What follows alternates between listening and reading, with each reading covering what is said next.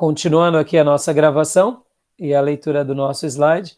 Irmãos, eu particularmente, eu sou um apaixonado pelo Projeto Igreja. Eu amo o Projeto Igreja. Então, por que eu estou te falando tudo isso para vocês, irmãos? Eu amo aprender com a diversidade. E eu gosto de ver beleza onde muitos não conseguem ter. Então, por isso que é o meu jeito de ser cristão, de ser ministro, de ser professor, de ser teólogo. Eu tenho um estilo pessoal. Eu tenho que ajustar a minha visão, em primeiro lugar, a visão bíblica, na minha concepção, na minha daquilo que eu acho que seria o mais viável. Deixa eu dizer uma frase aqui para vocês que eu aprendi com o pastor Ed René e nunca mais me esqueci. Certa ocasião, o pastor Ed René estava falando sobre culpas que a gente traz do passado, sabe? Por exemplo, se eu tivesse casado com fulano, se eu tivesse ido para outra igreja, se eu tivesse escolhido um outro emprego, uma outra faculdade. Todos nós reclamamos ou fazemos comentários sobre esse tipo de coisa. E isso gera em nós uma espiral de depressão negativa. A gente entra num porquê, porque não foi, e se fosse, isso só nos adoece, não resolve, pode ver. Como que a gente tem que lidar com o passado? Ele já foi, a gente aprende com ele, tenta adaptá-lo, e é daqui em diante. E o pastor Ed René, enquanto ele falava sobre isso, que foi uma mensagem muito linda, irmãos, eu aprendi demais com o pastor Ed René, demais com o pastor Ricardo Gondim. Infelizmente, eles se enveredaram por caminhos que eu não aprecio mais, mas aquilo de bom que eles me ensinaram continua comigo até hoje. E eu sou grato a Deus por aquelas ajudas. Mas voltando. E aí ele disse uma coisa que foi determinante na minha vida, porque eu muitas vezes me culpava. Faço A ou B. E como pastor que cuida de uma igreja, a gente tem medo de errar. Porque a gente já erra naturalmente, porque somos pecadores, e porque muitas vezes a gente não quer fazer as pessoas sofrerem. Então a gente tem uma cobrança nossa, uma cobrança da igreja, uma cobrança da vida, e a gente não quer perecer, a gente quer triunfar em tudo. E o pastor Ed René falou uma coisa que foi um divisor de águas para mim. Ele disse assim: não se preocupem no caminho A ou no caminho B. Procure discernir no seu coração a sua intenção. Como assim? A minha intenção de ir para o A é para glorificar a Deus? Para fazer a obra de Deus? É. A minha intenção B é para glorificar a Deus? É para exaltar o Senhor? É para servir ao povo? É. Então fique tranquilo, escolha com liberdade. Agora, a minha intenção é para glorificar a Deus, para expandir o reino. E a minha intenção B é para me autopromover, para eu ganhar um pouquinho a mais, para eu tomar proveito. Então, a minha intenção na B aqui está negativa. Diante de Deus, a minha intenção está errada. Então é a A, sem medo de errar. Faz a A, porque na A Deus será glorificado, o reino será expandido. Na B, sou eu, por mim mesmo. Na C, é a carne. Então, não é nem a B nem a C. E isso foi libertador, porque essa temática da intenção sempre era algo muito decisivo no meu coração. Só que mesmo que a gente tenha uma intenção correta, a gente muitas vezes tem várias diretrizes na vida da igreja. Então, é discernir qual que vai ser a melhor para a glória de Deus, qual que vai ser melhor para a igreja e qual que vai ser melhor para você. E faça. Com a intenção correta. E uma coisa que sempre me fascinou nas páginas do Novo Testamento, que Paulo fala, é sobre essa questão da sinceridade, dando esse destaque para o nosso coração. Então guardem isso, irmãos, isso é uma pérola, tá? Que é pastorado prático. Se a tua intenção é Deus, a glória de Deus, edificação da igreja, ser útil para o reino, faça sem medo de errar. E se errou, peça perdão, porque a sua intenção não foi maldosa. Porque percalços no caminho e erros nos caminhos teremos. E quando não tivermos, o diabo se levantará contra nós, o anticristo também, meu irmão. O chumbo é grosso para o crente o tempo todo, não tenha dúvida, tá? Só tema pecar, tá bom? Tema pecar. como disse sabiamente Wesley, né? Eu quero que Deus me dê 100 homens que não desejem nada além do que Deus e que não tenham medo, exceto de pecar, que eu abalarei o mundo. Ou seja, se o meu desejo é Deus, sobretudo, e se eu tenho medo apenas do pecado, meu irmão, segue a vida, entendeu? Porque a gente vai errar, e se errar, a gente para e pede perdão. O problema é que a gente não sabe lidar com o perdão e com o erro, porque tem uma cobrança sobre nós, dizendo que não, se Deus te guia, você não erra. Meu irmão, não. Algumas decisões Deus vai deixar para que a gente tome, outras Deus vai deixar para que Ele tome. A que Ele tome está na Bíblia, a que não está na Bíblia, Ele vai deixar para a gente tomar. É simples assim. Por isso que há um compartilhar de responsabilidade, tá bom? Vamos para o slide de novo? Beleza até aí? Tranquilo? Vamos para o slide de novo, que aí faltou mais 2 questões do slide. Está muito bom esse slide, você viu? Deu pano para manga, né? É bom demais.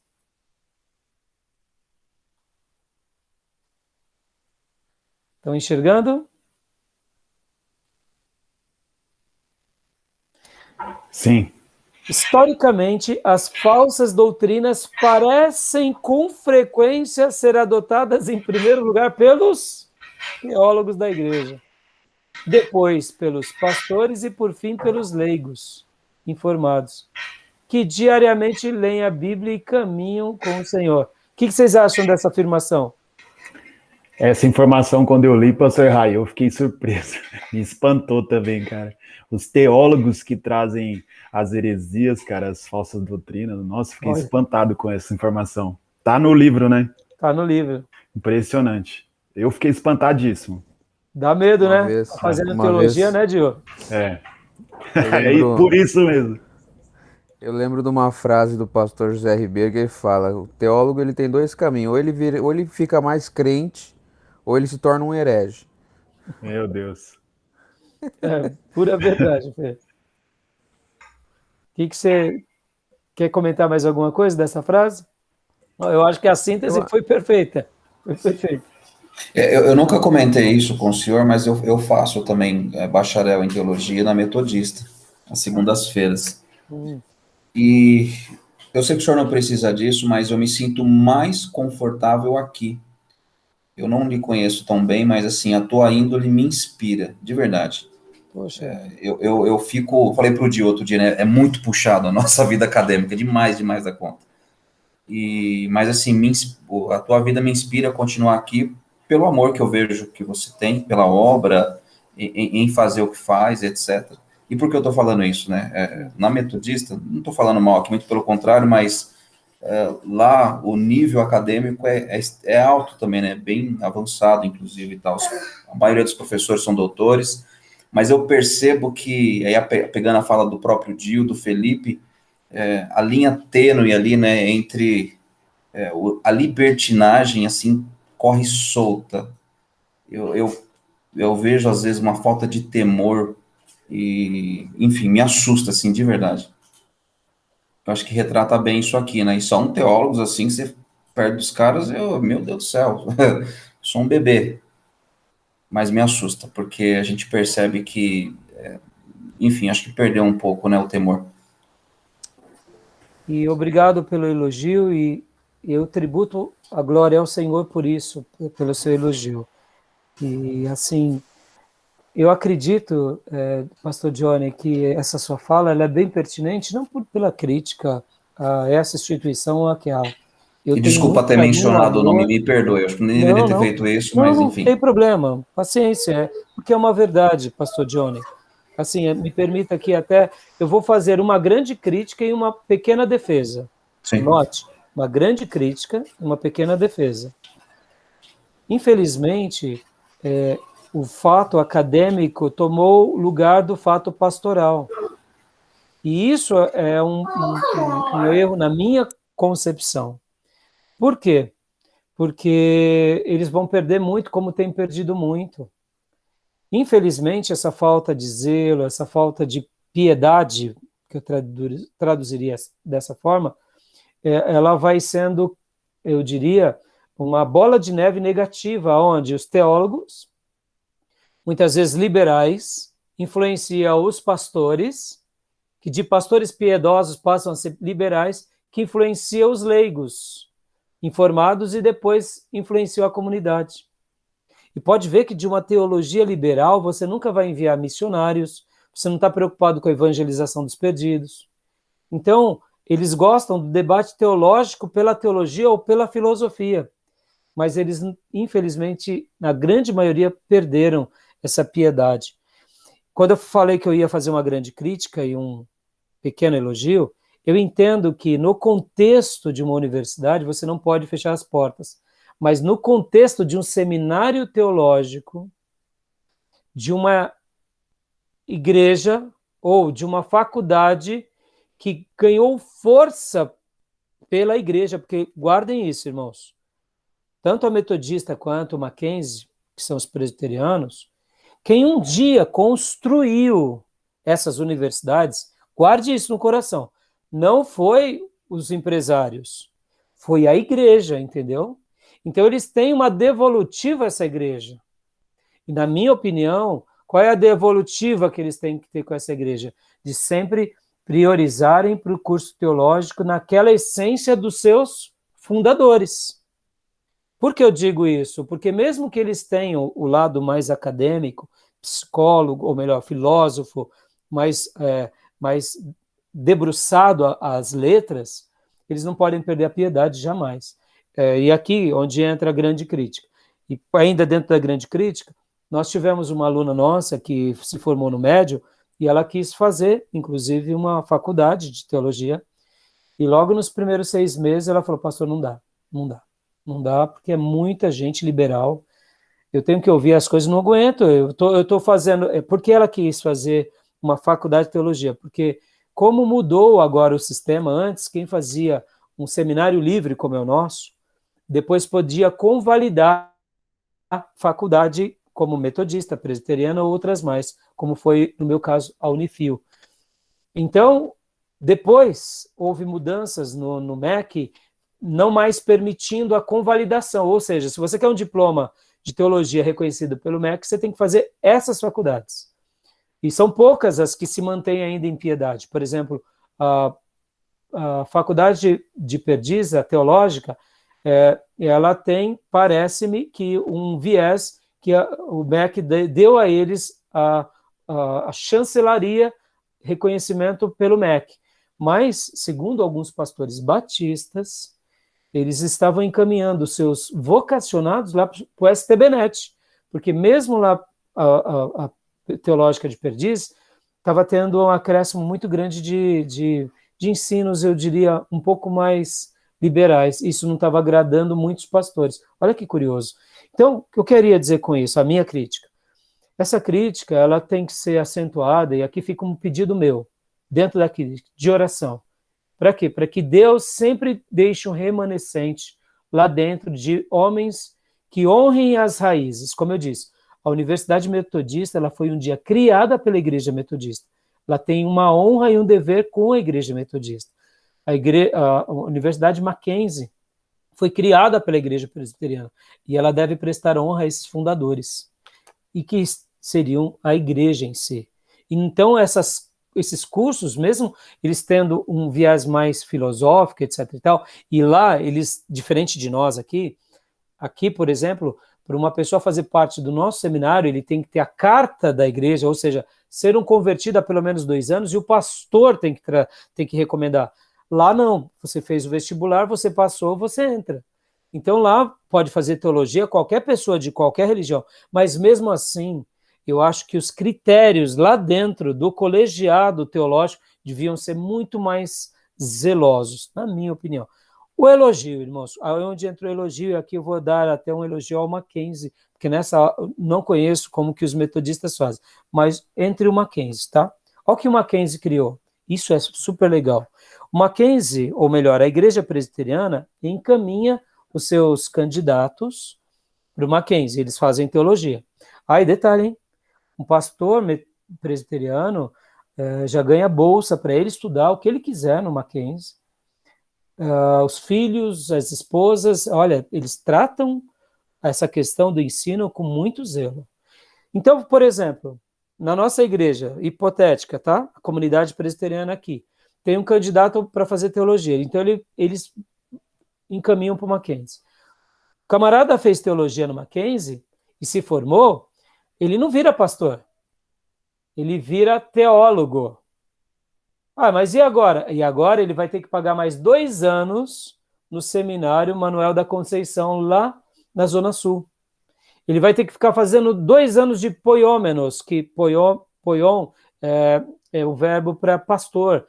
Então ele vai ter que fazer um seminário voltado ao pastorado, e aí é teologia livre, não é reconhecida pelo MEC, aonde pastores vão passar o pente fino nesse teólogo para ver se ele tem condições teológicas de cuidar de uma igreja. Aí, depois que ele se forma lá no Manuel da Conceição, no seminário, aí a igreja está dizendo, esse candidato volta para a igreja com o diploma do Mackenzie e com o diploma do Manuel da Conceição e diz, agora sim ele pode ser ordenado ao ministério da palavra. Olha que fantástico os presbiterianos fazem. Eu acho isso. Agora fazer uma crítica nossa aqui, tá? Batistas nacionais. Quando nós estávamos buscando, eu digo aqui nós, como o STBnet, tá? Que eu fui professor lá e fui o diretor na época, antes de surgir o nosso seminário, era também participante, principalmente por causa da extensão.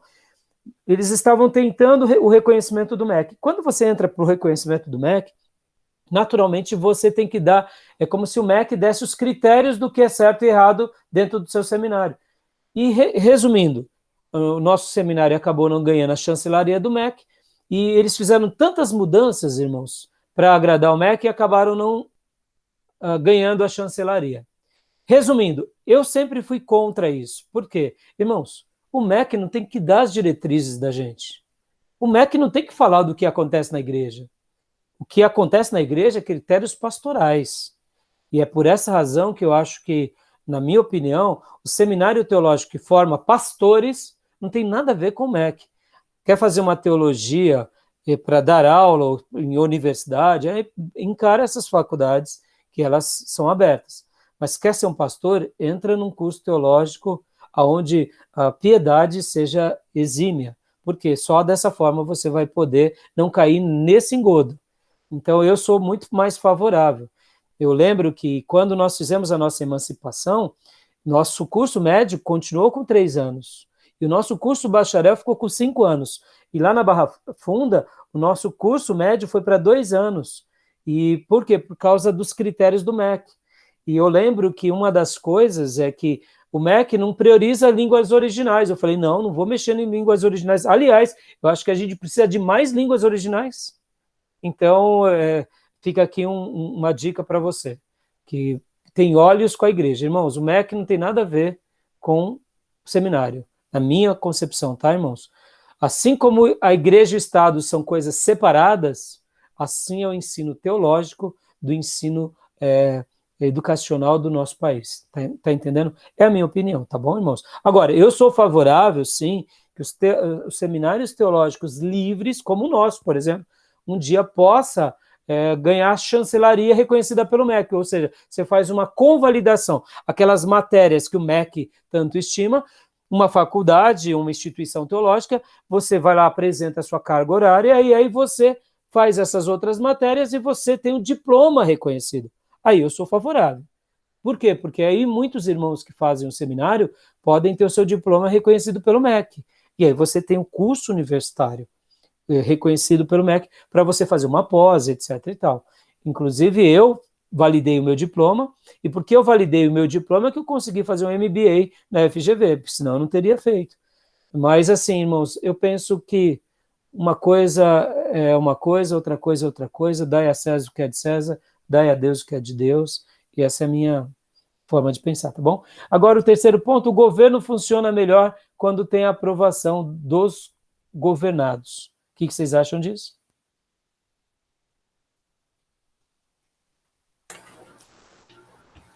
Quando se fala do Estado brasileiro, acho que sim, mas dentro da igreja talvez vai incorrer no mesmo erro do que a gente estava mencionando na primeira questão, né? Talvez uma situação em que a liderança da igreja tem que tomar uma decisão que não seja popular, mas precisa ser tomada, obviamente que vai ter oposição, mas aí tem que ter, acho que trabalhar com uma linha mais teocrática. Mas a afirmação dele, pastor Johnny, o governo funciona melhor quando tem a aprovação dos governados, tem uma relação Sim. também dentro da igreja. Agora, é claro, pode ser, eu entendi a sua fala, pode ser um engodo, porque vamos pegar aqui um exemplo, teologia da prosperidade. Os governados gostam disso, né? Demais, né? Aí esse governo tem que pregar prosperidade, né? Na hora que pregou João Batista, arranca esse pastor daí, né? É verdade. Né? Querem comentar mais alguma coisa, Felipe Dil? Tranquilo, pastor. Não, acho que Felipe? é isso mesmo. É que é difícil, né? A vida da congregação é um negócio meio complexo, né? Tem que estar muito harmonioso, as pessoas têm que estar com muito joelho no chão e discernimento de espírito para poder lidar com as situações do dia a dia de uma igreja, para você saber lidar liderança e congregação e saber trabalhar de forma harmoniosa, né? Isso aí. Surge uma pergunta, né? Isso a gente falou dos oficiais. E quando o problema é no pastor, né? Vamos supor, o pastor falou bobagem, começa a ser um herege. E vamos supor que não existe, e a liderança é praticamente coagida por esse pastor. Como que a congregação agiria? Os irmãos sairiam fora ou repreenderia esse pastor mesmo assim? Vamos supor que essa congregação não está vinculada a uma convenção, por exemplo. Como é Então, que a gente resolve uma situação dessa? O pastor, lembra o da pastor última pisou aula? na jaca. Não, então, lembra da última aula? Os motivos que faria uma igreja, uma pessoa sair da igreja, lembra disso? Sim, sim. É aquilo lá, a resposta é aquilo. Por exemplo, ele está pregando doutrinas, razões para a separação. Então, primeira coisa, razões doutrinárias. Se ele está falando besteira, então aquelas famílias têm que ir embora, né? Razões, ou se não, questões de consciência. Também, considerações práticas ou questões morais. Então, eu quero acreditar, Felipe, que nesses casos, a pessoa, ela deve, aí onde entra o que eu acabei de dizer. A ou B? B, eu vou ficar compactuando com o pastor, eu não concordo com ele. A, eu tenho que seguir a consciência. E é nessa hora que a gente tem que respeitar, né? Entendeu? Porque realmente é uma coisa meio complicada, né? Pegando principalmente, vamos por aqui, a igreja pentecostal, ela lida muito com a crítica como se você estivesse sendo usado pelo demônio, né? Pode ver. Se você falou algo que o pastor não concorda, você é o espírito maligno, entendeu? Então, por exemplo, como que você vai lidar com um pastor geralmente que tem uma mentalidade assim? Então é melhor você sair, porque você saindo, você não causa confusão na igreja, né? Agora, né, irmãos, a gente tem que lembrar de coisas assim também que sejam relevantes, né? Porque como eu disse certos dias atrás, né? Tem pessoas que querem um motivo para dividir, né? Como eu já falei, até fazendo uma crítica ao movimento renovado. Não, não, agora eu quero o dom de língua. O irmão não quer nada, ele quer confusão. O dom de língua é um pretexto, né? Então a gente tem que saber discernir isso, né? Se a gente já não caminha bem com uma pessoa, porque é uma questão de consciência, a melhor coisa é jogar limpo, né? É jogar limpo, é abrir o jogo, é falar. Porque, de fato, pode ver, a gente tem que ser. E aí onde entra Paulo, mais uma vez. Paulo e Barnabé, por causa de João Marcos. Paulo não arredou o pé. Paulo, para ele, João Marcos não servia. Para Barnabé, servia. Um dia, Barnabé opinou e escolheu Paulo. E agora, Barnabé estava escolhendo João Marcos. Paulo tinha um respeito grande por Barnabé. Mas Paulo também tinha por João Marcos, mas Paulo não sabia trabalhar com João Marcos. São liberdades, né? Deus não nos fez sermos pessoas limitadas, né? No sentido assim, tem que ser tudo soldadinho de chumbo, né? Então eu acredito nisso, né, Felipe? Que a melhor coisa é procurar realmente tentar resolver. Falar com o pastor, é claro, é conversar. Agora, o pastor não deu abertura, segue a vida, né? Tá bom? Tem alguma coisa para falar para o seu pastor, Felipe? Né, irmão? Não, Essa porque a foi gente boa, sempre hein? foi resolvido, né, pastor? Eu sei, eu sei. Mas não podia perder essa piada, né? Essa aula foi excelente para mim, hein, pastor. Essa aula aí Pô, foi esclarecedora. a gente não ficou muito no livro, né? Mas a gente já vai. Mas fala, Felipe, eu não podia perder a brincadeira, né? Que nem dizem, perde o amigo, mas não perde a piada. Não, graças a Deus tá tudo em ordem, pastor. É isso aí, fiotes. Então vamos lá, vamos caminhar rapidinho aqui, né? Motivos práticos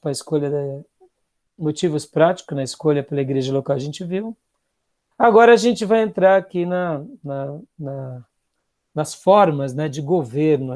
Agora, ah, agora, agora, se tivéssemos aqui pentecostal, episcopal, presbiteriano, fogo ia cair. Talvez, né, o fogo estranho, né? Brincadeira. Né? Deixa eu só falar uma coisa aqui para vocês, irmãos.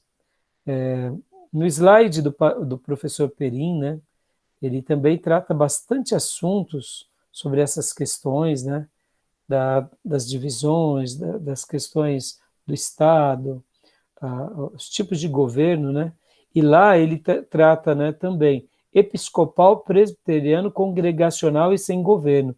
A gente já vai para esses slides dele também, tá bom?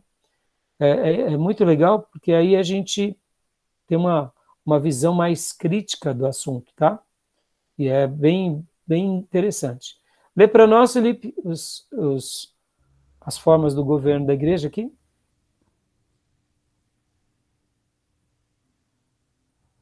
Só um minutinho. Congregacional. Democracia do povo e sem hierarquia.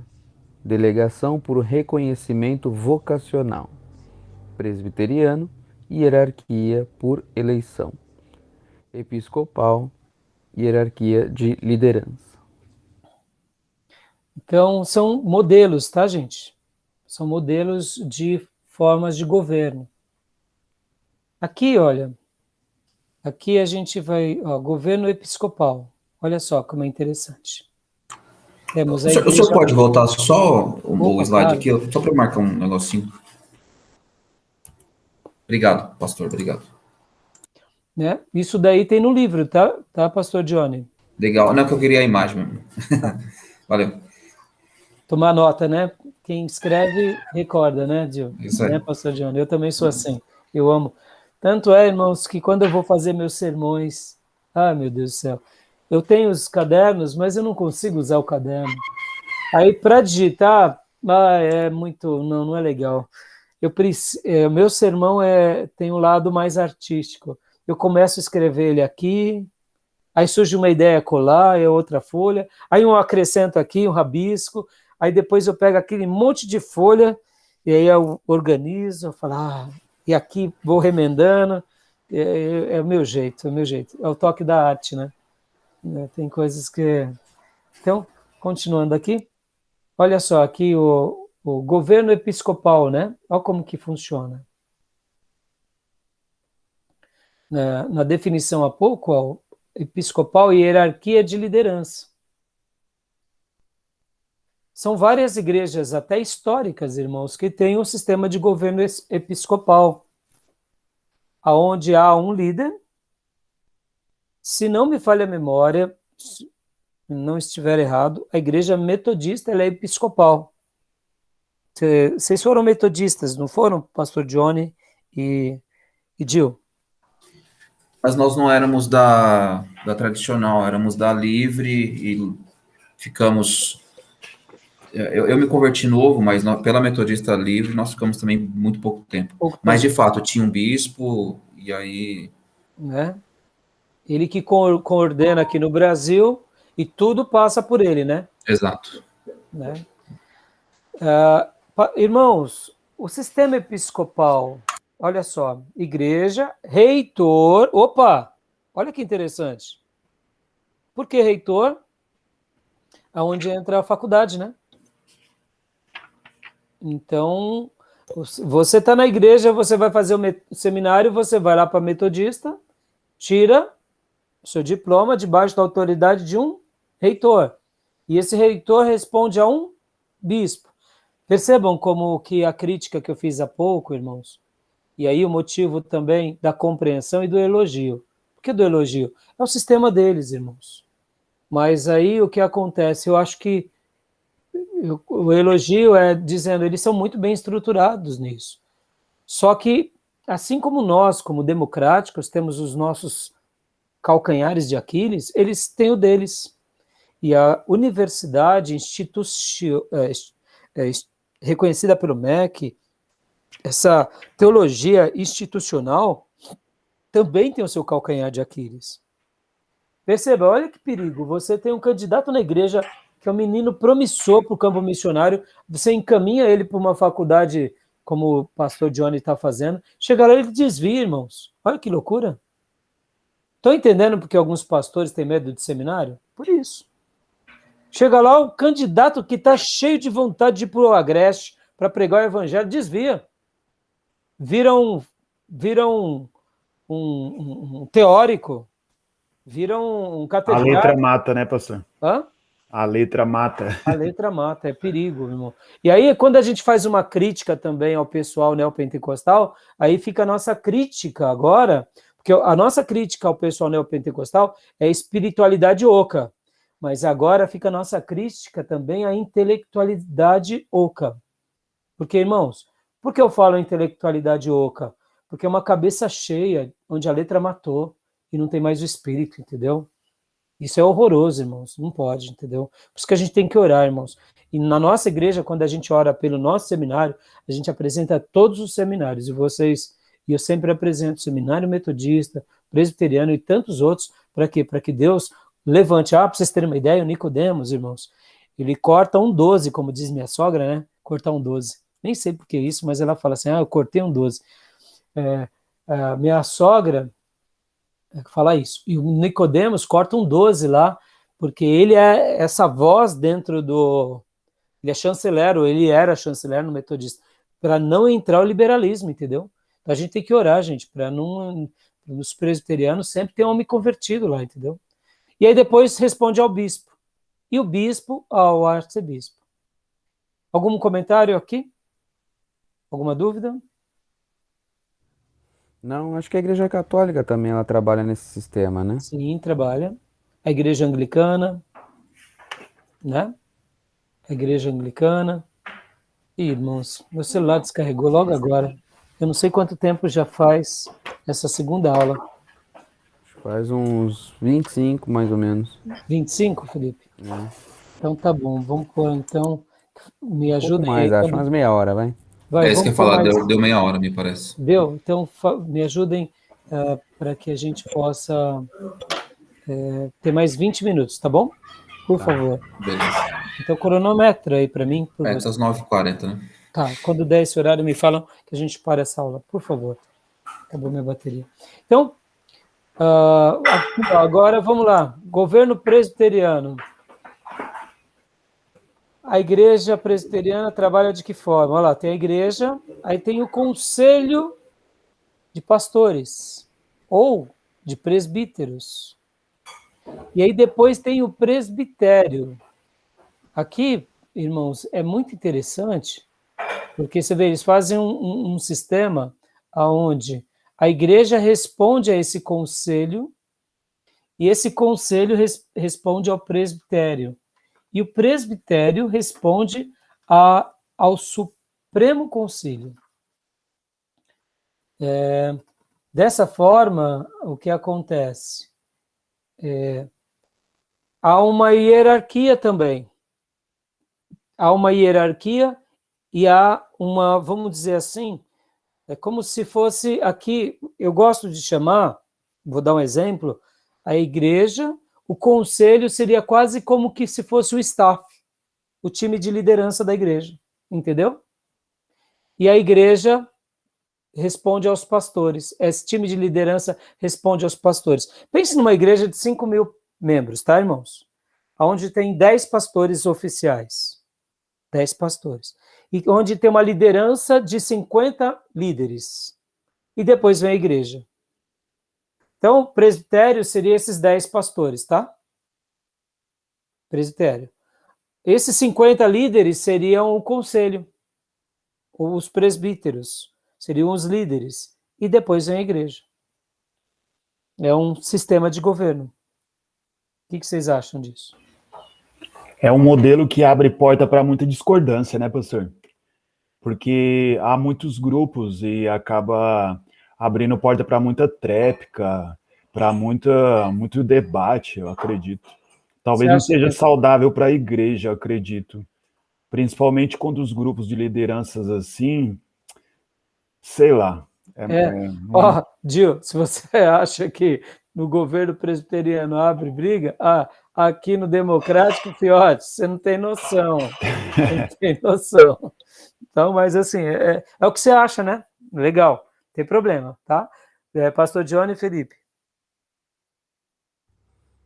Eu acho que a gente é bem próximo disso até, viu, pastor? Embora acho que a gente tem um mix aí de dois tipos de modos de trabalhar, eu acredito. Aí no caso do presidente, eu acho que eles se dão bem assim. Tanto que acho que depois o senhor pode até citar o problema que teve em relação ao Concílio Geral das Presbiterianas, né, com relação a alguns assuntos sérios, que a Convenção Brasileira se desvencilhou da americana, né? E eu acho que Exatamente. são bem resolvidos em relação a isso. Eu acho que é um Isso. modelo interessante, porque tem certas coisas que nem o senhor citou, né? A cor do baldinho. Isso aí não tem necessidade. Ou algum problema ministerial, às vezes com algum líder, né? Ou oficial. Se resolve na liderança. Tem certas coisas que a igreja não tem que ficar sendo desgastada com algumas coisas, né? Como é no caso do sistema democrático, o batista de uma forma mais literal mesmo. Se for levar tudo para a igreja, será que é realmente necessário? Então, acho que a gente tem que ter um certo bom senso e saber como trabalhar essas questões, né? Acho que vai de questão para questão em relação a de que forma governar a igreja, né? Muito bem lembrado. Inclusive, fazendo aqui a citação que eu tinha falado para vocês me lembrarem na aula passada, a Igreja Presbiteriana Americana, ela mudou o seu estatuto, autorizando o sacerdócio, a questão do gênero. Ou seja, se ele é homossexual ou se ele é um sacerdote que tem uma escolha de gênero que não é a nossa tradição, então eles mudaram o estatuto. Na Igreja Presbiteriana, por exemplo, americana, aconteceu isso, e aí o Supremo Concílio da Igreja Presbiteriana Brasileira rompeu os laços, porque a Igreja Presbiteriana Brasileira nasce debaixo da Igreja Americana. Só que esse ponto foi inegociável pelo Concílio da Igreja Presbiteriana Brasileira. E eles, em virtude da mudança dos estatutos e das inclusões, da questões de gênero lá nos Estados Unidos, então eles preferiram o quê? Romper e dizer, não, agora a gente é independente. Eu concordo com o Concílio Presbiteriano Brasileiro e endosso. E lamento, e fica aqui um pedido de oração pela Igreja Presbiteriana Americana, que foi tão poderosa nos avivamentos no passado. Então, olha que interessante, irmãos. Olha como que isso é relevante também na questão de diálogos e de maturidade. Agora, deixa eu fazer uma pergunta, porque nem tudo entre os presbiterianos também é terror. Qual é a maior igreja da Coreia? Não sei se vocês sabem, o cristianismo na Coreia é muito forte. Lá tem a maior igreja do mundo, que é do Davi Yong-Soo, que é da linha da Assembleia de Deus. Eles estão debaixo da autoridade da Assembleia de Deus Mundial. Mas qual é a igreja mais forte na Coreia do Sul? Não necessariamente a igreja maior, porque como igreja maior em quantidade numa igreja local, é a igreja do Davi Yong-Soo. Mas qual é a denominação mais forte na Coreia do Sul, vocês sabem? Acho que pela dica que o senhor deu, a prova é presbiteriana, Devia ter feito a né? pergunta depois. Você já cantou a bola. Já cantei. Mas assim, o senhor sabe que avaliando hoje o governo presbiteriano me fez lembrar aqui de Êxodo 18, né? Quando Jetro vai visitar Moisés, lá está Moisés sobrecarregado e não sei o que, Jetro dá um conselho para ele, para que ele levante líderes, prepare esses líderes para que eles possam administrar essas questões. Eu vejo muito isso aqui, e isso é muito bom, é muito positivo. Os príncipes das 12 tribos. Justo. Pois é. Entendeu?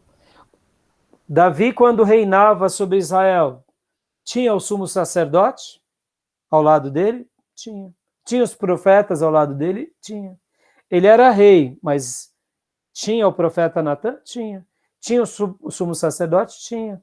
Ou seja, você vê o presbitério, né? Aí depois vinham quem? Os sacerdotes, os levitas, vinham os príncipes das 12 tribos. Olha que interessante. Aí depois vinha o exército e depois vinha o povo. Percebam, irmãos, a gente quando vai olhar para a história bíblica, a gente nota uma certa semelhança. Agora aqui, deixa eu só voltar um pouco aqui, ó. Aqui no sistema episcopal. Várias igrejas têm um modelo episcopal. Deixa eu fazer uma pergunta aqui. Quando começou o movimento G12, talvez muitos de vocês não viram, talvez nem vocês eram convertidos ainda, só o Felipe. O movimento G12, várias igrejas se prontificaram. Por exemplo, me lembro como hoje, a Brasil para Cristo disse que não iria entrar no G12. Não sei se vocês sabem, a Brasil para Cristo não entrou, né?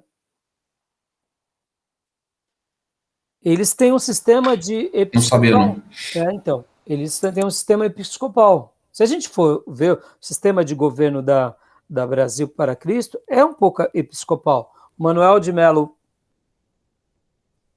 forma Brasil para Cristo, aí depois que ele morre, tem um líder nacional, e aí vem os demais líderes de campo. Quando a gente vê o sistema episcopal, a Assembleia de Deus também ela é episcopal. Não tem o reitor, mas tem os líderes de campo, né? Pode ver, é um sistema que predomina várias igrejas. A Assembleia de Deus não entrou no movimento G12. Deus é Amor não entrou. A Igreja Presbiteriana não entrou. A Igreja Batista Tradicional também não entrou. A Batista Brasileira não entrou, mas a Batista Nacional, no começo, entrou e permitiu. Aí depois voltaram atrás dizendo, não, nós não vamos mais, quem quiser está livre. E aqui fica uma crítica, irmão, você não tem noção, na minha opinião, dos malefícios que foi causado na nossa denominação. Eu, particularmente, acho que foi um malefício imenso na nossa denominação. Hoje não estou mais, né? Sou um batista nacional independente, mas na minha opinião, quando eu olho para trás, o movimento G12 mais dividiu do que ajudou. É minha opinião, tá, irmãos?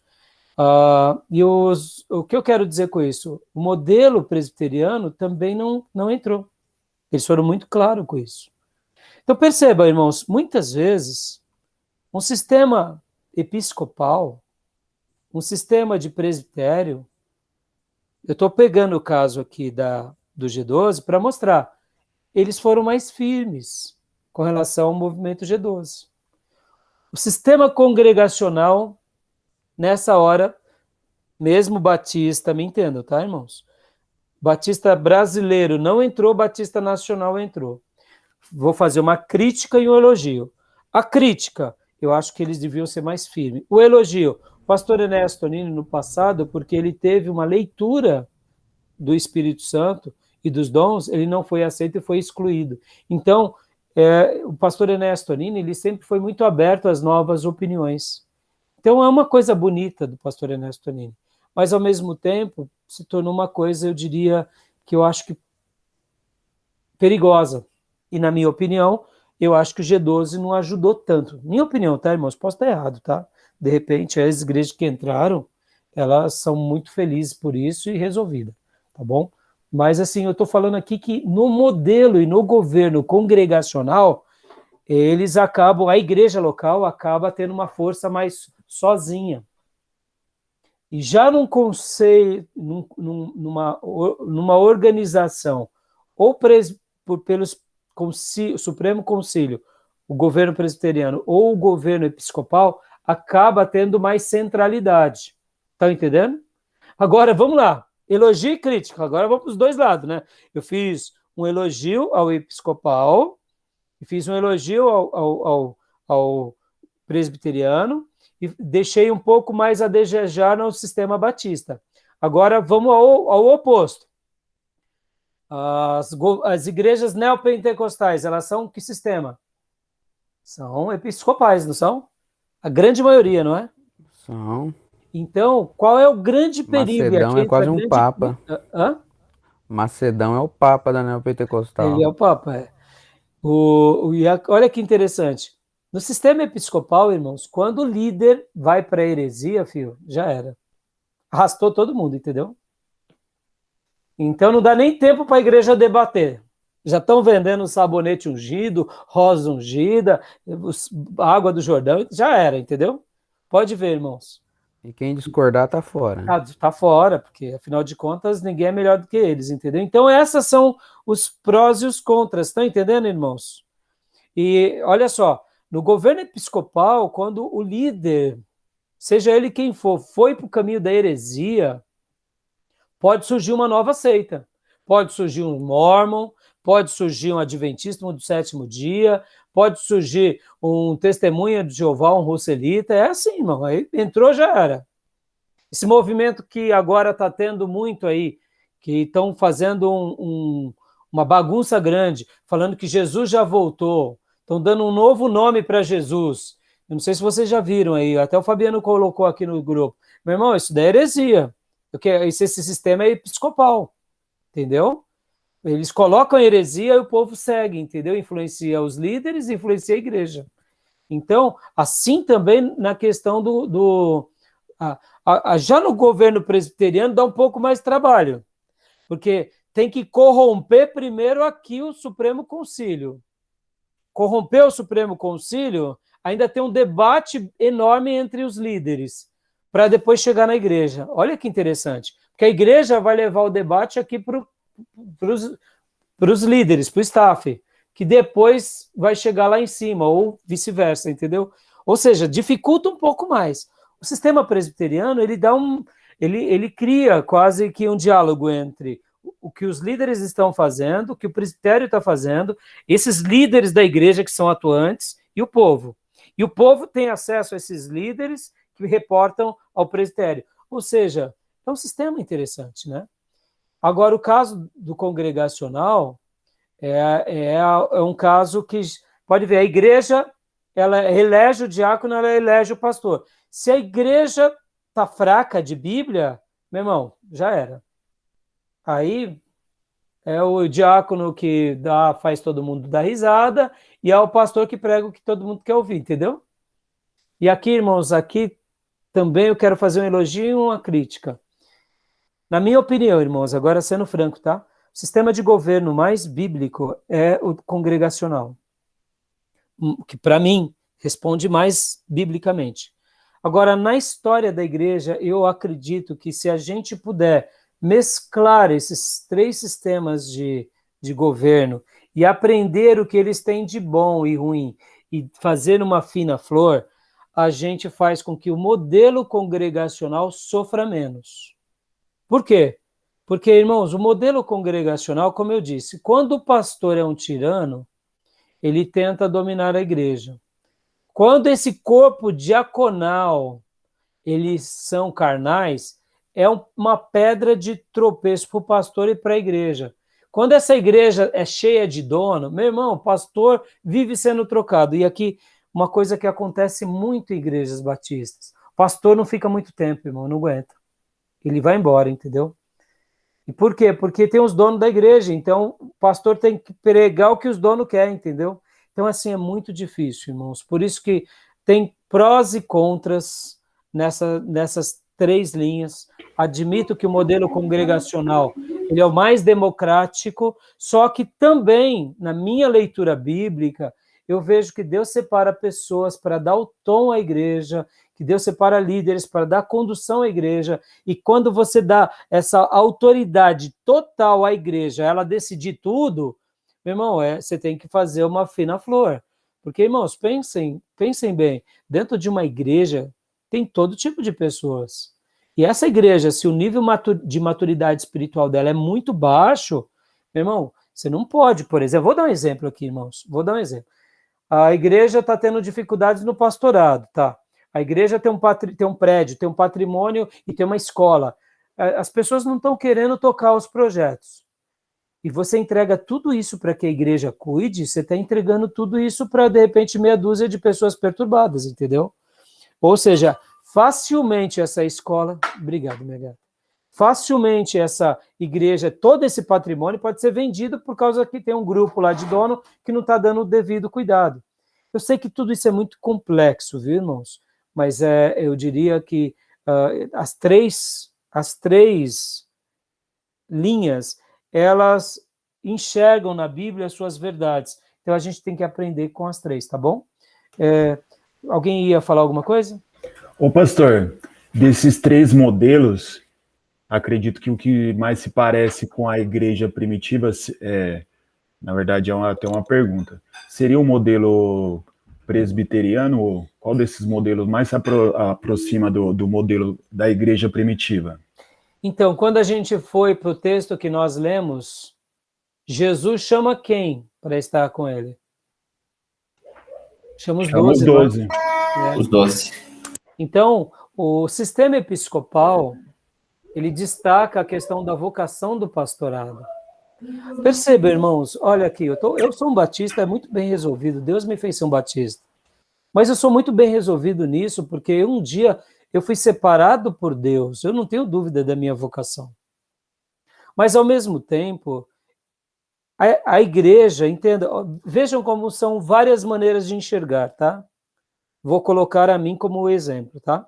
Eu fui para o seminário teológico, mesmo contrariando meu pai, porque uma voz falava para mim ir para o seminário. Ou seja, Deus já via que o pastorado era algo na minha vida irremediável. Eu não sabia disso, tanto é que eu fiz o seminário só para me tornar um melhor obreiro e um evangelista melhor. Mas eu não ansiava o pastorado pelo pastorado, eu ansiava o ministério, ser útil no reino. Então o que acontece? Na caminhada, eu me lembro muito bem, irmãos, eu fui na faculdade 9 de julho fazer a minha matrícula, para fazer a minha inscrição para prestar o vestibular de engenharia. Porque eu estava no meu último ano de colégio, e eu tinha me convertido no 2º ano de colégio. O 3º ano de colégio, meu coração ardia pelo evangelho, ardia pela causa do evangelho. E eu falei, meu Deus, tudo da vida que eu sempre ansiei, que era ficar rico, próspero, bem-sucedido, perdeu valor para mim. A única coisa que eu ansiei foi a obra de Deus. E eu falava, meu pai, o que está acontecendo comigo?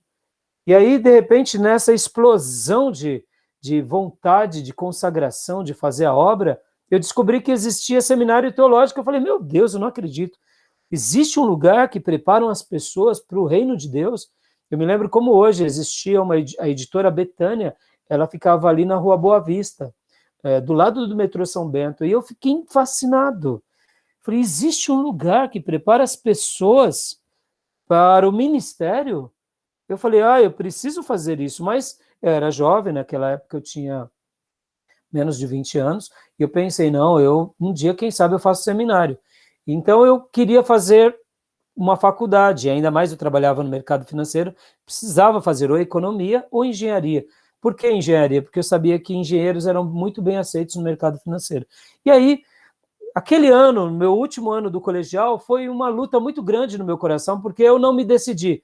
Eu fiz o colegial técnico em processamento de dados, na época que os computadores eram 8 bits, 16 bits, eram aquelas máquinas, e eu nunca gostei de tecnologia, irmãos, de fato, eu gostava de videogame, mas tecnologia não. Quando eu me converti, quando eu fui fazer processamento de dados, eu acho que eu fui mais para entender o mundo dos jogos, né? Eu era um apaixonado pelos jogos. Depois da minha conversão, olha, irmãos, que milagre.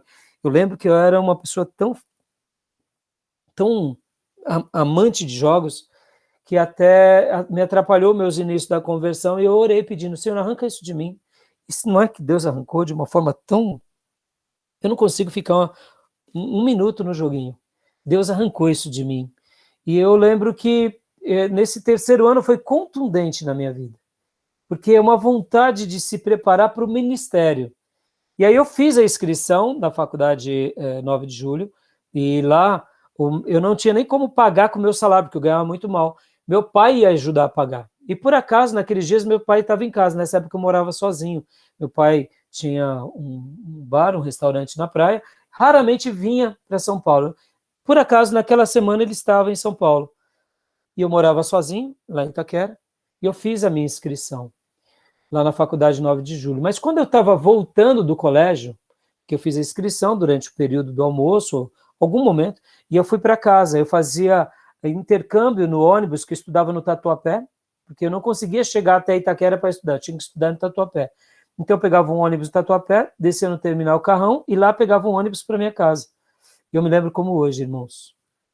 Eu peguei o ônibus no terminal Carrão, que era o ônibus já vindo para minha casa, o Espírito Santo de Deus falou, desce. Eu não entendi nada, era 11 e pouco da noite, eu desci. Foi forte demais essa experiência, foi forte demais. Desci. Eu parei no ponto, um ponto depois do terminal, eu acho que o motorista não deve ter entendido nada. Ali naquele ponto, foi como se Deus imprimisse no meu coração. Foi como se ele falasse, sussurrasse ao meu ouvido. Eu estava com o recibo da matrícula da Faculdade 9 de Julho, fazer engenharia, fazer o vestibular lá, com certeza eu ia passar, ou lá ou em outro lugar.